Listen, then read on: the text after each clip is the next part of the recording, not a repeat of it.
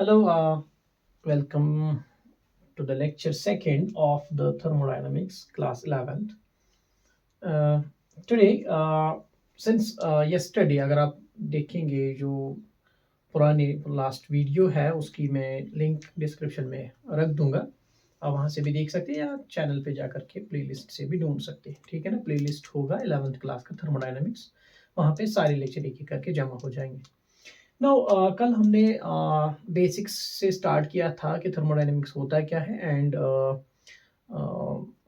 What are the various जो है ना हीट ट्रांसफर या वर्क होने के कौन क्या क्या क्या चांसेस रहते हैं एक सिस्टम में। फिर हमने ये पढ़ा कि किस तरीके से सिस्टम्स हम क्लासिफाई कर सकते हैं। ठीक है ना, तो सिस्टम्स को हमने क्लासिफाई किया on the basis of the ability of their exchange of matter and energy with the surrounding, यानी कि कौन कितना कर पाएगा, क्या खाली एनर्जी खाली मैटर या दोनों। उसमें हमने पढ़ा closed open and isolated system. And closed में खाली एनर्जी जो है एक्सचेंज होती है, ओपन में दोनों, और आइसोलेटेड में दोनों ही नहीं। ठीक है ना, तो आज हम दूसरी एक लिटिल क्लासिफिकेशन है सिस्टम्स की, homogeneous and heterogeneous systems. ठीक है ना, but this classification is based upon the composition of the system and the state of the system. So what do you mean by that, composition and state of the system? देखो, homogeneous, homo का मतलब हो गया same, genius का मतलब form, kind of homomorph, same form. Homogeneous means which is same throughout, which is same throughout. And now this is again a technical term. अब आगे क्या, homogeneous same throughout का मतलब means ये कि जितने भी कॉन्स्टिट्यूएंट सिस्टम में है, सिस्टम आपको पता है ना, अब part of a universe where the experimentation is done, and if your system consists of a single pure substance. ठीक है ना, फॉर एग्जांपल आपके पास खाली कोई सॉलिड सब्सटेंस है, ठीक है ना, सॉलिड के साथ आप काम कर रहे हैं, प्योर सॉलिड के साथ या प्योर लिक्विड के साथ आप काम कर रहे हैं। जैसे कल हम बोल रहे थे कि हम पानी को बॉईल करेंगे, तो आपने प्योर पानी बॉईल किया ना, उसमें कुछ और है नहीं, तो that was a homogeneous system as well. ठीक है ना, ओपन आपने रखा, उसको क्लोज्ड रखा, आइसोलेटेड रखा, that is a different story, but the system in itself is what, homogeneous. So homogeneous systems are दो सिस्टम्स, यानी कौन से सिस्टम्स, मैंने बोला है कि जो मैं बोला करूंगा जुबान से वो ज्यादा आप लिखने की कोशिश करेंगे रादर देन जितना मैं यहाँ पे लिखूंगा। सो होमोजीनियस सिस्टम्स क्या है देन, दो systems which exist, or you can say which exists in a single phase, as a single phase. Okay, or you can say that it has, homogeneous system has same composition throughout, है ना। दो चीजें, ये तो same phase में होनी चाहिए, single phase में होना चाहिए पूरा सिस्टम। ठीक है ना, single phase, what do you mean by single phase, या तो ये खाली सॉलिड होगा पूरा का पूरा, या तो ये लिक्विड होगा पूरा का पूरा, और या फिर ये सिर्फ गैस स्टेट में होगा। ये कुछ ऐसा नहीं होगा कि आधा सॉलिड आधा लिक्विड, या दो डिफरेंट सॉलिड्स होंगे। ठीक है ना, तो इनकी जो कंपोजिशन होनी चाहिए ना, वो क्या होनी चाहिए, सेम। यानी अब एक हो गया सिंगल फेज, सिंगल फेज मतलब एक ही स्टेट में होनी चाहिए, लिक्विड, गैस और सॉलिड में। यानी दूर से जब आप उसको देखेंगे ना, तो आप ये नहीं जज कर पाएंगे कि इसमें क्या क्या है, दूर से वो कोई एक चीज दिखनी चाहिए। ठीक है ना, जैसे इसकी सिंगल फेज की एग्जांपल मैं दे दूंगा, वाटर में डाला हुआ सॉल्ट आपने डिजोल्व किया पूरा, ठीक है ना, फिर अगर आपको दिखाई जाएगी वो बोतल, ठीक है, यू आर, आपको बोला जाएगा कि यू आर आस्क्ड, बताइए कि इस जो है गिलास ऑफ वाटर आपको क्या दिख रहा है, इसमें क्या है, then you will say this is water, nothing. But unless and until you test it, तब तक आपको नहीं पता चलेगा उसमें नमक है, उसमें कोई शुगर भी हो सकती है या कुछ और भी। तो जो ये दूर से आपको दिखेगा ना सिंगल फेज, सिंगल स्टेट में, then you will say that it is a homogeneous system. ना और एक खासियत होती है होमोजीनियस सिस्टम्स की, ये इवनली, यानी the the composition of these systems is, composition is, you can say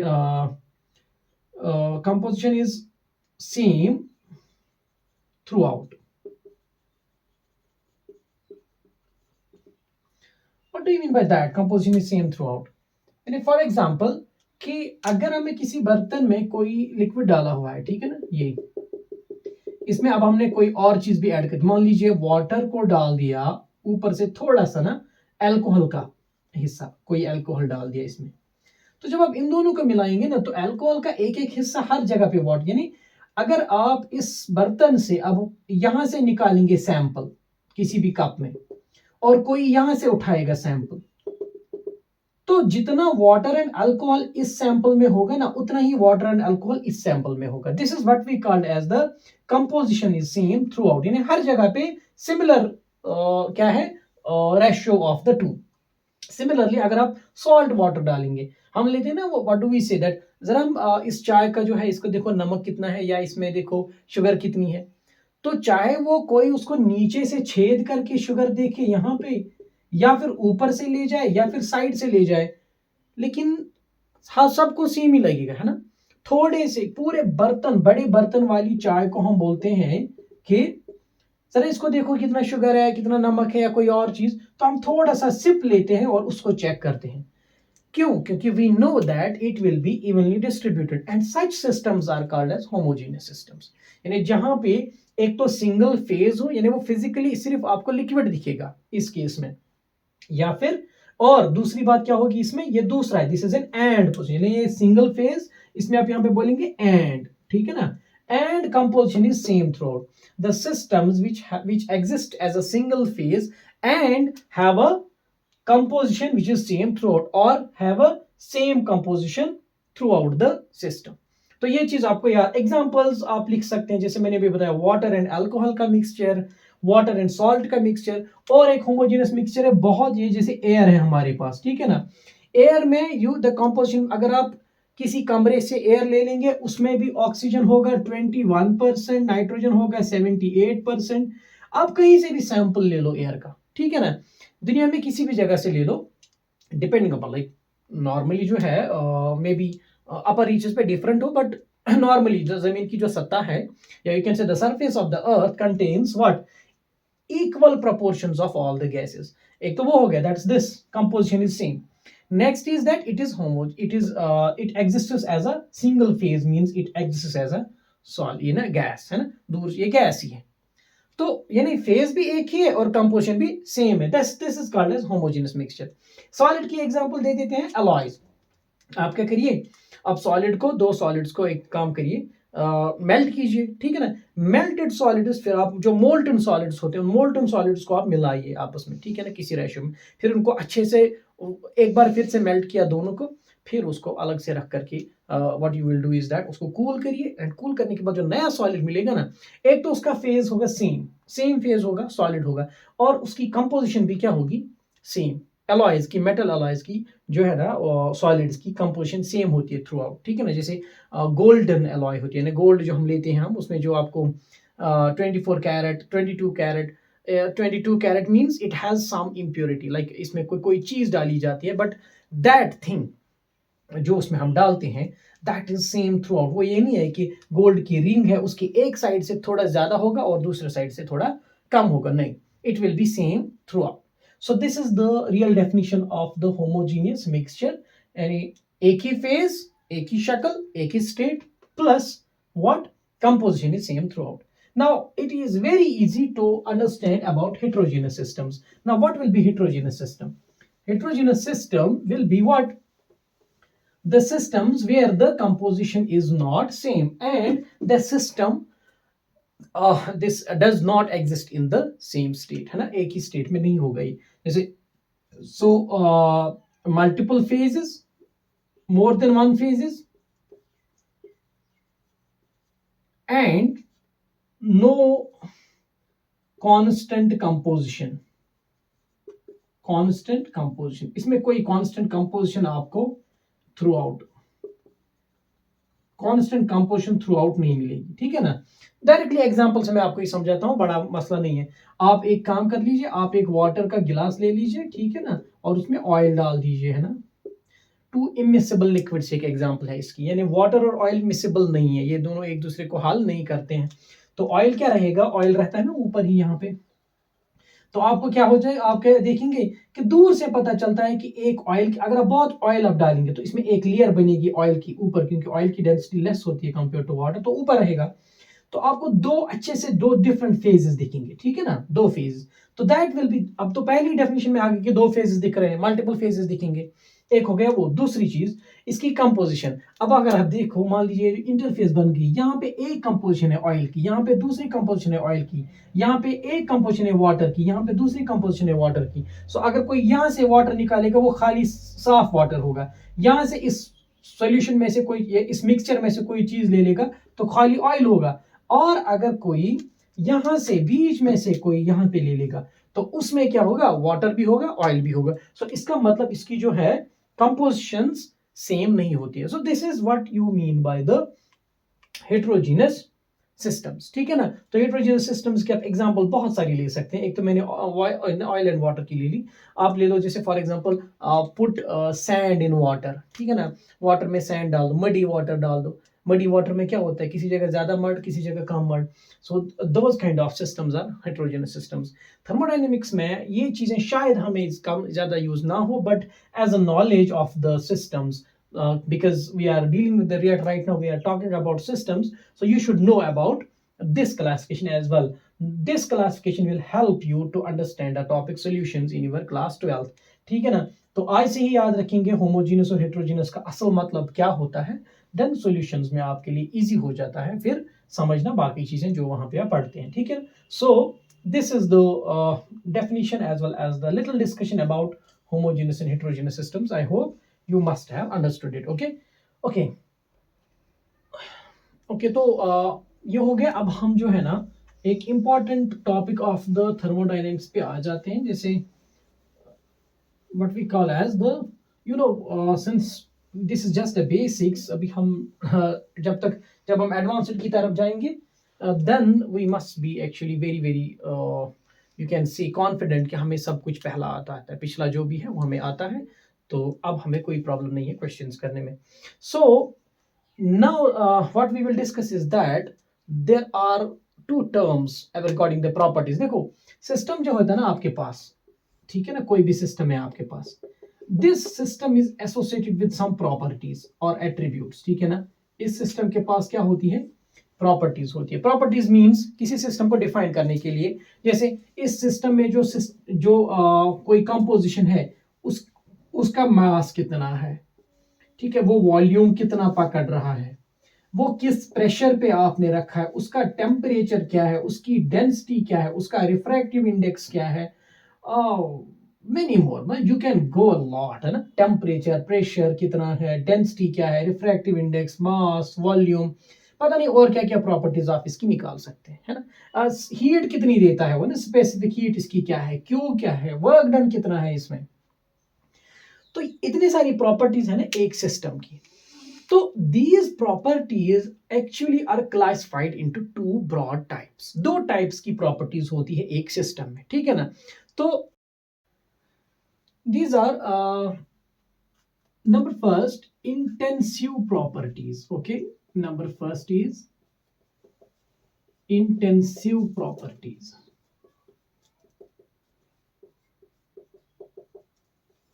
What are intensive properties? The properties of a system, किसी भी सिस्टम की properties which do not depend on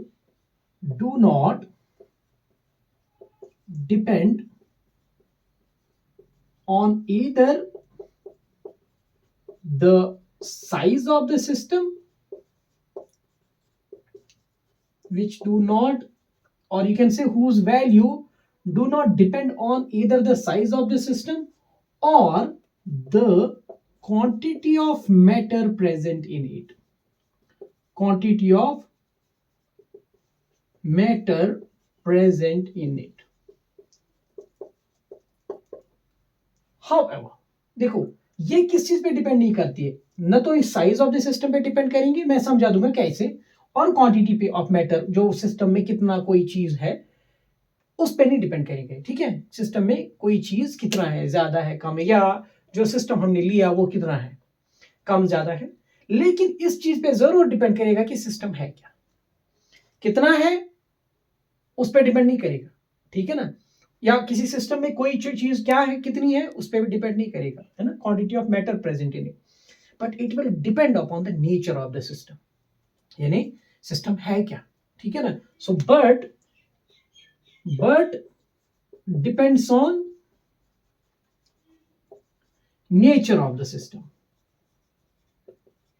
Nature of the system. जैसे एक example मैं ले लूंगा, थोड़ा पहले मैं बहुत इजी एग्जांपल ले लूंगा ताकि आपको समझ आ जाए। मैं ले लेता हूं बॉइलिंग पॉइंट। ये बॉइलिंग पॉइंट एक प्रॉपर्टी है ना किसी सिस्टम की, है ना। पहले एक एक करके ये पॉइंट समझते हैं।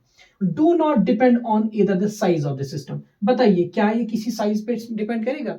मान लीजिए अगर आपको वाटर बॉईल करना है, आपको कोई बोलेगा मुझे 1 लीटर वाटर बॉईल करके दो, दूसरा बोलेगा मुझे जो है आप 100 ml, ओनली 100 ml जो है बॉईल करके दो, किसी को आपको 2 लीटर बॉईल करके देने, ठीक है ना। तो क्या ऐसा होगा? इसका बॉइलिंग पॉइंट कितना है? 100। वाटर बोल रहा हूं ना मैं। तो 1 लीटर को बॉईल करने के लिए भी आपको 100 डिग्री सेल्सियस टेम्परेचर लगेगा। 100 ml को भी 100 डिग्री सेल्सियस चाहिए और 2 लीटर को भी 100 डिग्री सेल्सियस चाहिए। हाँ, आप बोलेंगे नहीं उसमें तो ज्यादा हीट लगेगी, इसमें कम हीट लगेगी क्योंकि कम वाटर है। अरे वो बात सही है, लेकिन कम हीट से इसको जल्दी 100 डिग्री आएगा। इसको थोड़ी और हीट देनी पड़ेगी ताकि 100 डिग्री आए। इसको ज्यादा हीट लगेगी ताकि 100 डिग्री टेम्परेचर तक पहुंच जाए वाटर और ये बॉईल हो जाए। लेकिन बॉइलिंग पॉइंट तो सेम रहा ना, 100 डिग्री ही रहा। हाँ, हीट जो लगेगी मीन्स आप एक चीज यहाँ पे ये पता चल गया होगा कि भाई हीट डिपेंड नहीं कर, ये ना हीट डिपेंड करती है साइज ऑफ द सिस्टम पे, है ना, जो आप हीट दे रहे हो। लेकिन बॉइलिंग पॉइंट ऐसी प्रॉपर्टी है जो साइज पे डिपेंड नहीं करती है। यानी आपको इसको भी 100 डिग्री तक टेम्परेचर ले जाना पड़ेगा, इसको भी तब जाके ये क्या होंगे? बॉइल। हाँ, हीट डिफरेंट लगेगी इनको बट टेम्परेचर सेम आना चाहिए। अब आप क्या बोलेंगे दूसरे के लिए? मेल्टिंग पॉइंट भी तो वैसे ही होगा ना, जैसे बॉइलिंग पॉइंट है वैसे ही क्या होगा? मेल्टिंग पॉइंट भी, इजंट इट? ये भी वही होगा। अच्छा, what about pressure? Pressure of the system. भाई 1 लीटर वाटर का जो प्रेशर होगा, मतलब आपने ऐसे वाटर ले लिया, ठीक है, ये वाटर का कोई सिस्टम है, इसमें वाटर है पूरा भरा हुआ, ठीक है ना, इस बैग में।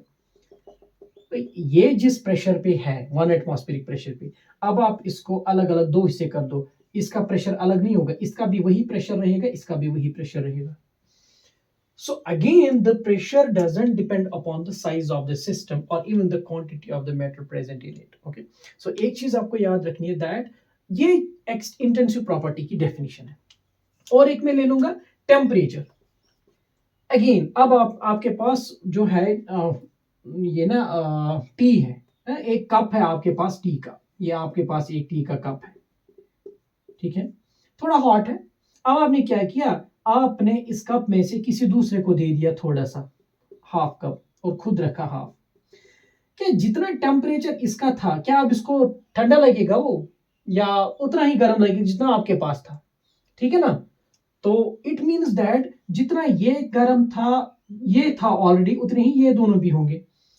तो आप बोलेंगे कि ओके हाँ, अब आप बोलेंगे कि नहीं ये थोड़ा ठंडा हो जाएगा, जब वो तो टेम्परेचर डाउन हो जाएगा with time, but actual heat जो है वो आप नहीं बोलेंगे कि इस वजह से कम हुई क्योंकि ये कम था, ये ज्यादा था।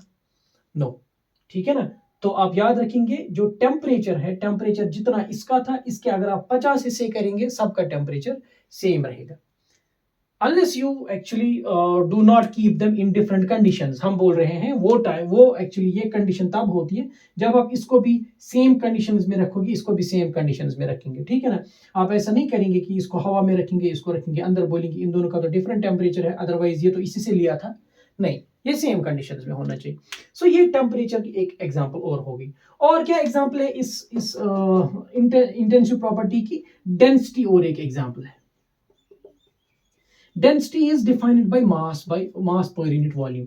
यानी एक पर्टिकुलर वॉल्यूम में किसी सब्सटेंस का कितना मास है, एक पर्टिकुलर वॉल्यूम में किसी सब्सटेंस का कितना मास है। यानी यही अगर मैं ले लूं जो डेंसिटी इस कप की थी अभी यानी 1 ml कप में कितने ग्राम्स शुगर था? 1 ml कप इन चाय में या टी में how many grams was the sugar present?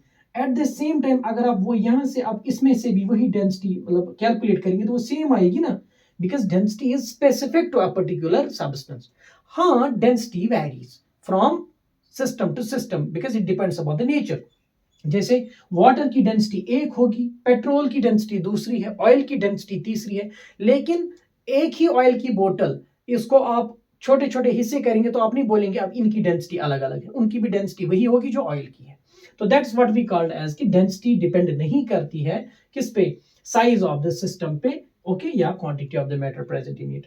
और नेक्स्ट थिंग हमारे पास और भी है specific heat. Specific heat, specific heat बी जो है it is also an intensive property. So what is specific heat? It is the amount of the heat required in order to, यानी याद रखना, यानी ये वो हीट है, सबसे पहले याद रखेंगे specific heat is actually the heat to be given to a system. So it is specific heat को क्या बोलेंगे हम? अमाउंट ऑफ हीट, सी इसको हम एक्चुअली सी से डिनोट करते हैं, amount of heat which is required in order to in order to increase the temperature of 1 kilogram of a substance। किसी भी substance का 1 किलोग्राम लेना है, in order to increase the temperature of 1 kilogram of any substance by 1 Kelvin or 1 degree Celsius। यानी आपके पास कोई भी system है, आपको कितनी हीट लगेगी इसके 1 kg का टेम्परेचर 1 डिग्री से रेज करने के लिए। तो आप देखो खुद ही, ये तो ऑलरेडी डिफाइंड है फॉर 1 kg। तो अगर ये ऑलरेडी डिफाइंड है for 1 kg specific heat, now it will not depend upon, अगर आप 10 kg भी ले लेंगे कोई सब्सटेंस, स्पेसिफिक हीट उसकी उतनी ही रहेगी, जस्ट लाइक डेंसिटी। ठीक है ना? तो ये कुछ एग्जांपल्स है किसकी? इंटेंसिव प्रॉपर्टीज की। ठीक है, तो इंटेंसिव प्रॉपर्टीज के बारे में अब आपने याद रखा कि ये चीजें, और एक दो एग्जाम्पल, जैसे एग्जाम्पल तो मैंने ले लिया अब सारी, बट और एक एग्जाम्पल याद रखिए, जैसे प्रेशर ले लिया हमने, टेम्परेचर ले लिया हमने, बॉइलिंग पॉइंट हमने ले लिया, मेल्टिंग पॉइंट हमने ले लिया, स्पेसिफिक हीट हमने बोला। ठीक है, और एक याद रखेंगे रिफ्रैक्टिव इंडेक्स। ठीक है ना, रिफ्रैक्टिव इंडेक्स, यानी ये ऐसी प्रॉपर्टीज है ना जो सिस्टम स्पेसिफिक है। ठीक है, रिफ्रैक्टिव इंडेक्स और एक प्रॉपर्टी है, और डेंसिटी हमने बोल दिया। ठीक है, तो प्लीज इन प्रॉपर्टीज को याद रखेंगे, और भी अगर आपको मिलेंगे आपको तो आप याद रखेंगे कि कौन कौन सी इंटेंसिव प्रॉपर्टीज है, इसका एक लिस्ट बना के रखेंगे।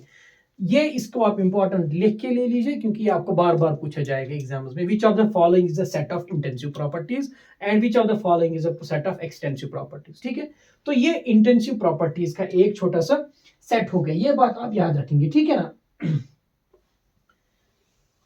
अब नेक्स्ट हम बोलेंगे एक्सटेंसिव प्रॉपर्टीज। एक्सटेंसिव प्रॉपर्टीज, ठीक है, तो व्हाट इज एक्सटेंसिव प्रॉपर्टी ना? ये जल्दी हो जाएगा, क्योंकि इंटेंसिव जिसको समझ आ गया उसको एक्सटेंसिव खुद ही आ जाएगा समझ, उतना मुश्किल नहीं है अभी।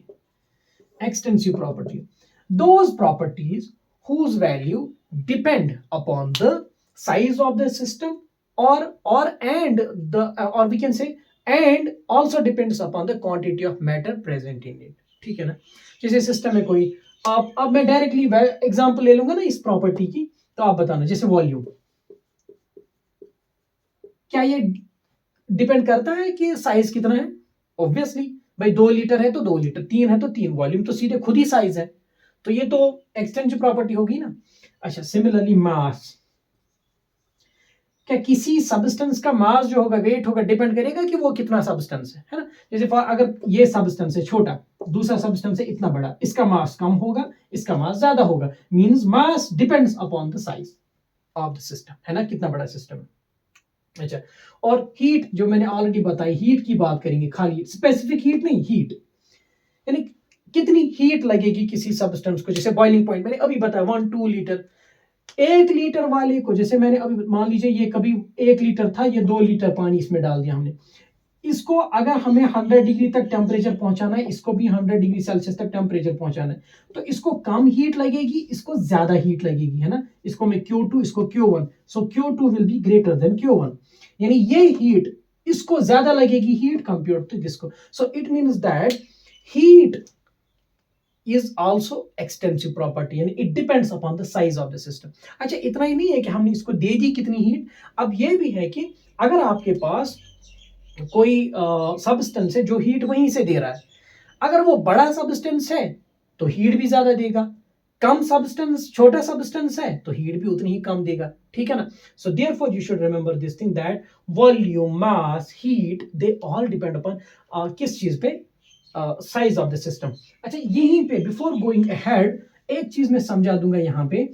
अब आप देखेंगे मास एंड वॉल्यूम दोनों क्या है, इंटेंसिव, सॉरी एक्सटेंसिव प्रॉपर्टीज है ना, लेकिन इन दोनों का ratio mass by volume is density and that is extensive, ठीक है ना। So it means that the ratio of the two intensive properties can be an extensive property easily, sorry, the ratio of the two extensive properties can give you an intensive property, है ना। आप देखो जब इन दोनों को आप ratio ले लेते हैं तो then it becomes independent system mass per unit volume is an independent thing, doesn't depend upon the size, so therefore that will give you an extensive property, ठीक है ना। फर्दर जो है क्या बोलते हैं इसको, एग्जांपल्स हम कर सकते हैं इसमें। हाँ, one more thing is that is heat, sorry, ये ना internal energy of a system,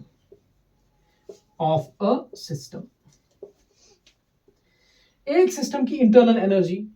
देखो जितना सिस्टम, जैसे ये मैं बहुत इजी एग्जांपल से समझा दूंगा। कोई इंसान बहुत ताकतवर है, बड़ा है, कोई इंसान छोटा है, किसके पास एनर्जी ज्यादा होगी, जो बड़ा है, तो उसकी इंटरनल एनर्जी है। तो सिमिलरली कोई सिस्टम में वाटर है, अगर ऊपर से बहुत ज्यादा वाटर डालेंगे किसी चीज पे तो नीचे इंपैक्ट उतना ज्यादा पड़ेगा ना, क्योंकि उस ज्यादा वाटर में ज्यादा एनर्जी थी। अगर थोड़ा सा वाटर ऊपर से डालेंगे उसका कम इंपैक्ट पड़ेगा। तो it means that the internal energy of the system also depends upon the size of the system, ठीक है। तो इंटरनल एनर्जी बहुत काम आने वाली है, हमें पढ़ना है आगे। तो internal energy is an extensive property, ठीक है ना, ये बहुत इंपॉर्टेंट है। तो ये चीजें आप याद रखेंगे। मे बी मैं एक दो एग्जांपल्स और देख लूं इसमें। Work done is also an example, है ना। वर्क, ये एक एग्जांपल है ऑलरेडी। अगेन मान लीजिए मैं ये उठा रहा हूं डस्टर, ठीक है ना, छोटा सा वाइपर में उठा रहा हूं, तो मुझे कम वर्क डन करना पड़ रहा है ना। अगर मैं पूरा ये बोर्ड उठा लूं या कोई और भारी चीज उठा लूं तो मुझे वर्क ज्यादा करना पड़ेगा। तो work done is also an extensive property, it also depends upon the size of the system, यानी आपका सिस्टम कितना बड़ा है उस पर डिपेंड करता है, ठीक है ना। तो ये चीजें आप याद रखेंगे कि कौन सी इंटेंसिव प्रॉपर्टी होती है और कौन सी एक्सटेंसिव प्रॉपर्टीज होती है, ठीक है। अभी हमने पढ़ा ना specific heat capacity, specific heat जिसको हम बोलते हैं specific heat, it was an intensive property, है ना। क्यों इंटेंसिव थी, क्योंकि it is defined for a particular mass of the substance, ठीक है। यानी 1 kg का टेम्परेचर अगर हमें 1 डिग्री से चढ़ाना है ना, तो कितनी हीट लगेगी, और that will be same for a substance. लेकिन एक और है हमारे पास, that is called heat capacity, ये याद रखेंगे please, heat capacity, heat capacity. What is heat capacity? It is the amount of the heat required in order to increase the temperature of a substance by 1 degree Celsius. कितना heat लगेगा किसी system में उसका temperature 1 degree Celsius से raise करने के लिए। लेकिन क्या यहाँ पे ये बोला गया है कि कितने ग्राम सिस्टम, नहीं। अगर सिस्टम कम होगा, छोटा होगा, तो इसका टेम्प, जैसे ये मान लीजिए अभी 27 डिग्री सेल्सियस पे है, अब मुझे इसको जो है ना 28 डिग्री सेल्सियस टेम्परेचर पहुंचाना है, तो इसको मुझे थोड़ी हीट देनी पड़ेगी ना। तो वो जो हीट मुझे लगी इसका टेम्परेचर बाय 1 डिग्री रेज करने की, दैट्स कॉल्ड हीट कैपेसिटी, ठीक है। Not specific heat, specific heat is confined to 1 kg, यानी फिर आपको 1 kg सब्सटेंस ही लेना है एनी हाउ, वो स्पेसिफिक है। लेकिन हीट कैपेसिटी इज जब आपको स्पेसिफिक नहीं है, आपको कोई भी सैंपल दिया जाए, आपको बोला जाए कि इसका टेम्परेचर बाय 1 डिग्री रेज कर दो, तो जितनी हीट आपको लगेगी ना क्यू यहाँ पे, that will B heat capacity. अब आप खुद ही बताओ, अगर सब्सटेंस बड़ा हो गया, अगर पत्थर है, एक पत्थर इतना बड़ा है, दूसरा पत्थर इतना छोटा है, तो इसका 1 डिग्री टेम्परेचर बढ़ाना है, इसका भी 1 डिग्री टेम्परेचर बढ़ाना है, दोनों में से हीट किसको ज्यादा लगेगी, जो ज्यादा है, बड़ा है ना, तो इसका टेम्परेचर बढ़ाना पड़ेगा। सो देयरफॉर यू विल से heat capacity of this system is more compared to heat capacity of this because it is high, it is bigger, है ना, इसकी कैपेसिटी ही ज्यादा है। अगर आप नॉर्मल टर्म्स में सुनेंगे कैपेसिटी, इसकी कैपेसिटी ही ज्यादा, ये ज्यादा हीट ले लेगा, ये कम हीट ले लेगा। तो heat capacity is also an extensive property, ठीक है ना। I hope you got these two, intensive and extensive properties. मैंने बहुत कोशिश की कि आपको ये दिमाग में इस तरह से आ जाए कि बार बार मतलब जानना ना पड़े, भूले नहीं, ठीक है ना। तो these things are I think quite clear. देखिए हाँ, तो एक काम करेंगे, लास्ट में ना कुछ मिनट है अभी, मतलब दे दूंगा मैं, किस तरीके से आप इलस्ट्रेट कर सकते हैं एक्सटेंसिव और इंटेंसिव प्रॉपर्टी क्या होता है। ये मान लीजिए एक सिस्टम है हमारे पास, ठीक है ना। इस सिस्टम का कोई वॉल्यूम होगा ना, इसका कोई वॉल्यूम होगा और इसका कोई टेम्परेचर होगा, इनिशियली होगा ना। अब मैंने इसको दो हिस्से कर दिए। अब इस हिस्से का वॉल्यूम क्या v होगा, इसका वॉल्यूम v बाई हाफ, क्योंकि हाफ ही वॉल्यूम है ना। और इसका वॉल्यूम क्या होगा v/2, यानी it depends upon the size. But क्या टेम्परेचर भी हाफ हो जाएगा? नहीं, टेम्परेचर इसका भी वही है, टेम्परेचर इसका भी, क्योंकि टेम्परेचर इस पर डिपेंड ही नहीं करता ना कितना सब्सटेंस। यानी अगर ये गर्म था ये भी गर्म ही होगा ना, तो दोनों की सेम ही होंगे। दो हिस्से करने से क्या होता है। So this is how you actually illustrate the intensive and extensive properties. अच्छा, एक बात याद रखेंगे, the ratio of the two intensive properties is sorry two extensive properties always gives a intensive property. जैसे आपने अभी पढ़ा, mass by volume, mass by volume, it is extensive, it is extensive. इन दोनों का ratio is always, it is density, क्या है density, and density is extensive, ये क्या है इंटेंसिव, है ना। This is intensive, this is also intensive, oh sorry extensive, this is extensive, ये भी एक्सटेंसिव है, but this is intensive property, यानी इट डजंट डिपेंड अपॉन। क्यों ऐसा क्यों होता है? बिकॉज इट बिकम, यहां से ना इंडिपेंडेंस आ जाती है जब आप इसको विद रिस्पेक्ट टू वॉल्यूम करते हो ना define, then there is an independence. तो याद रखेंगे, the ratio of the two extensive properties is always an intensive property, और intensive properties doesn't depend upon the size of the system or the quantity of the matter present in it, while as the extensive properties extensively depend upon the size of the matter, size of the system, and the quantity of the matter present in it. Okay, I hope today आज के लिए इतना ही है। तो ये वाली चीजें लिखिएगा और नोट बनाइएगा इसका, क्योंकि बहुत काम आएगा आगे। तो नेक्स्ट हम ना स्टेट वेरिएबल्स वगैरह जो भी आगे टॉपिक आएंगे मैं धीरे धीरे करता जाऊंगा, ठीक है। I hope it's enough for today. Okay, okay, bye.